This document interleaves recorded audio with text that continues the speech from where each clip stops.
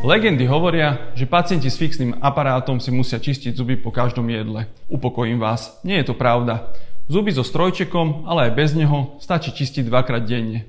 Ranná hygiena je dôležitá hlavne pre pocit sviežosti. Zároveň platí, že zuby sa nečistia bezprostredne po jedle, lebo by ste si mohli poškodiť zubnú sklovinu.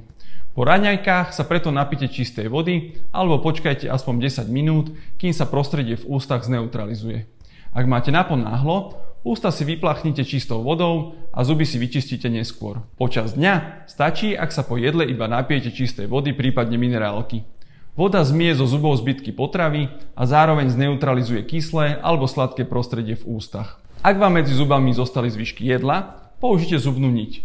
Spod strojčeka ich odstránite pomocou medzizubnej kefky. Najdôležitejší čas pre zdravie vašich zubov prichádza večer. Počas noci totiž nefungujú prirodzené ochranné mechanizmy v ústnej dutine.